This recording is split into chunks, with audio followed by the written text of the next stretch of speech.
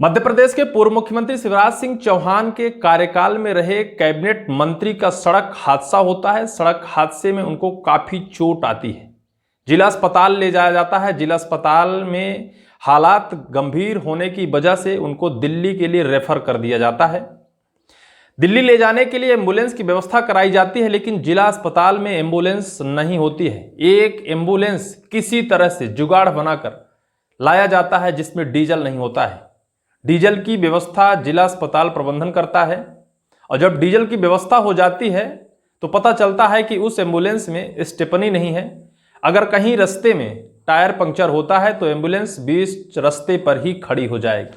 दिल्ली तक भेजने के लिए जिस एम्बुलेंस को भेजा जाता है उस एम्बुलेंस में जब स्टेपनी नहीं है तो आखिर मंत्री साहब कैसे दिल्ली के अस्पताल तक पहुंचेंगे। दूसरी एम्बुलेंस की व्यवस्था कराई जाती है। दूसरी एम्बुलेंस तैयार होती है। जब वो एम्बुलेंस जिला अस्पताल तक पहुंचती है तो पता चलता है कि उस एम्बुलेंस का जो हेडलाइट है वो फूटा हुआ है, वो नहीं जलता है। और अगर लाइट नहीं है, रात का सफर कैसे हो पाएगा।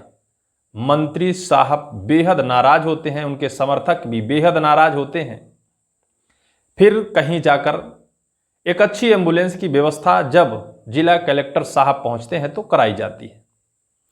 यह पूरी बात मध्य प्रदेश सरकार के दावे और वादों की पोल खोल दी है।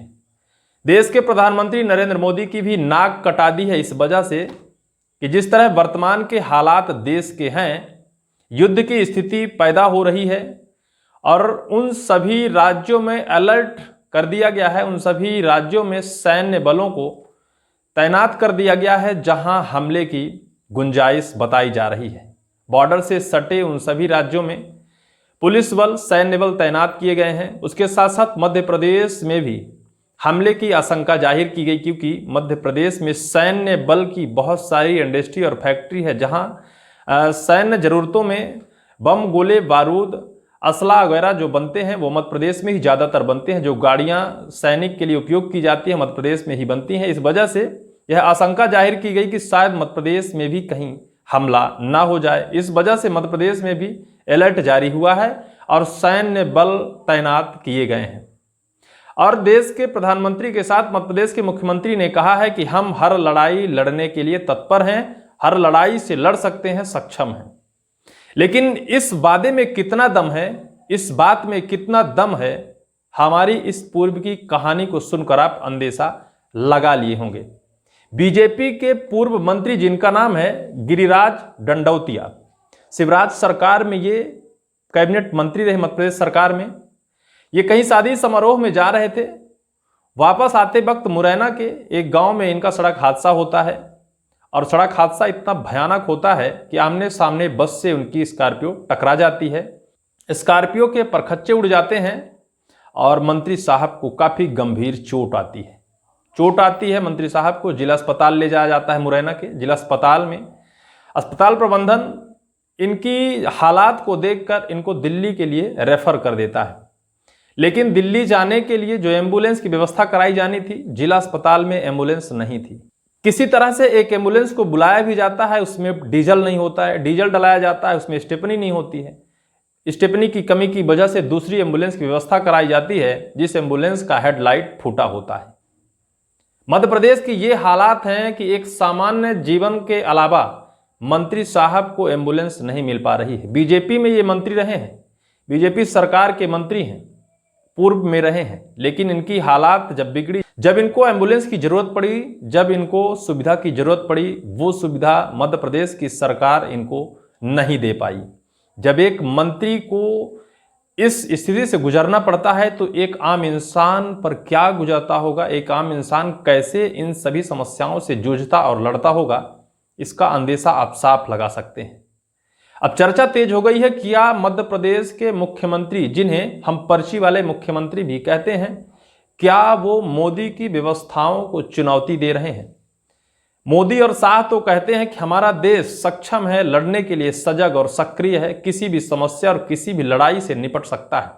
देश के हालात इस समय जिस तरह से बने हुए हैं, जिस तरह से पहलगांव में आतंकी हमले के बाद जब देश उस पर पलटवार करता है और पलटवार के बाद यह आशंका जाहिर की जाती है कि कहीं दुश्मन फिर से हमला ना कर दे, देश में अलर्ट है। हर जगह अस्पतालों में बेडों की संख्या बढ़ाई गई, हर जगह है, हर चीज़ व्यवस्थाएं मुहैया कराई गई, लोगों की दिनचर्या से जुड़ी हुई चीज़ें मुहैया कराई गई, ताकि कोई ऐसी स्थिति अगर पैदा होती है तो हम उन समस्याओं से लड़ सकें, किसी को किसी चीज़ की समस्या ना हो। अगर ऐसे हालात आते हैं तो अस्पताल में बेडों और इन व्यवस्थाओं की जरूरत पड़े तो तुरंत मुहैया हो सके। रेड क्रॉस बनाया गया, क्योंकि कभी भी कुछ हो सकता है और ऐसी आपात स्थिति में तुरंत ही उनकी व्यवस्थाएं नहीं की जा सकती हैं। लेकिन वो सभी दावे और वादे सिर्फ कहने के हैं या फिर नेताओं के भाषण तक सीमित हैं, क्योंकि जिस तरह से कैबिनेट के पूर्व में रहे मंत्री गिरिराज जब हादसे का शिकार होते हैं, उनको इंजरी होती है और उनको मेडिसिन की ज़रूरत होती है, एम्बुलेंस की ज़रूरत होती है, डॉक्टर की ज़रूरत होती है, अस्पताल में पहुंचते हैं, तब इन सभी दावे और वादों की पोल खुलती है कि जो कुछ भी मोहन यादव या फिर देश के प्रधानमंत्री कहते हैं वो सिर्फ हवा हवाई है। मंत्री साहब को एम्बुलेंस नहीं मिली, जो एम्बुलेंस मिलती है उसमें डीजल नहीं होता है, और बिना डीजल की अगर एम्बुलेंसें खड़ी हैं तो कैसे सभी मुश्किल हालातों से निपटा जाएगा, कैसे उन समस्याओं से लड़ा जाएगा? क्या सिर्फ और सिर्फ राजनीति ही बची है, इंसानियत और मानवता नहीं बची है? हालात इतने खराब हैं, स्थितियां इतनी गंभीर हैं, लड़ाई की स्थिति है, जंगे ऐलान हो चुके हैं, कभी भी कुछ हादसा, कभी भी कोई बड़ा हमला हो सकता है, लेकिन एम्बुलेंसों में डीजल नहीं है, अस्पतालों में मेडिसिन नहीं है, डॉक्टर नहीं है। कैसे निपटा जाएगा? कैसे आम जिंदगियों को बचाया जाएगा? कैसे हम सब सुरक्षित हैं? कैसे हम सबको जिला अस्पताल तक जाने के बावजूद भी जिंदगी बच पाएगी?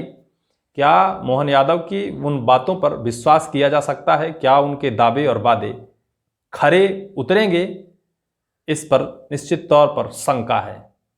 देश के हालात खराब हैं और उस हालात में सभी परिस्थितियों से निपटने के लिए बड़ी बड़ी इमरजेंसी व्यवस्थाएं की गई हैं, लेकिन इस इमरजेंसी व्यवस्था की ऐसी पोल खुल जाएगी, शायद मुख्यमंत्री मोहन यादव को भी इसका अंदेशा नहीं था।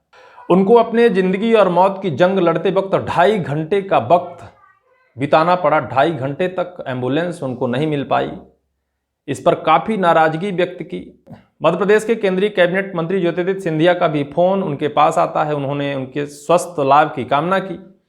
ग्वालियर से एम्बुलेंस मंगाई गई। जब ग्वालियर से एम्बुलेंस आई तब मंत्री साहब को दिल्ली तक पहुंचाया गया। मध्य प्रदेश के जिला अस्पतालों के ऐसे हालात हैं जहां करोड़ों रुपए सरकारी बजट खर्च किए जाते हैं और सरकार इन्हीं सभी व्यवस्थाओं के लिए करोड़ों रुपए जिला अस्पतालों में भेजती है, ताकि गरीबों तक सभी सुविधाएं पहुंच सकें और कोई भी अपने जीवन का जंग हारे ना, क्योंकि सरकार इन्हीं दावे और वादे और इन्हीं व्यवस्थाओं के लिए सरकार अपनी कुर्सी पर बैठी है। लेकिन सिर्फ कुर्सी पर बैठी है, वादे करती है, भाषण देती है, जनता तक कुछ क्या नहीं पहुंच पाता है। मध्य प्रदेश के मुख्यमंत्री के ऊपर अब केंद्रीय आला कमान की नाराजगी है, और नाराजगी कहर बनकर क्या टूट पड़ेगी, क्योंकि पर्ची वाले मुख्यमंत्री हैं। भले चाहे ये सभी व्यवस्थाओं को दुरुस्त करने का वादा करते हों, लेकिन पोल खुलने के बाद केंद्रीय आला कमान की नाराजगी तो जायज है। हालात को देखते हुए सभी व्यवस्थाओं को दुरुस्त करने का आदेश और निर्देश तो दिया गया था, लेकिन उन सभी आदेशों और निर्देशों को दरकिनार कर अपने मनमौजी तरीके से काम किया गया, जिसका खामियाजा ये हुआ कि मंत्री साहब को एम्बुलेंस नहीं मिली। और अगर मंत्री को एम्बुलेंस नहीं मिली तो आम जिंदगी को एम्बुलेंस कैसे मिलती होगी? बहुत बड़ा मध्य प्रदेश सरकार के सामने सवाल खड़ा होता है। हालांकि इस पूरी वीडियो को लेकर आपकी क्या राय है, कमेंट सेक्शन पर जरूर लिखें।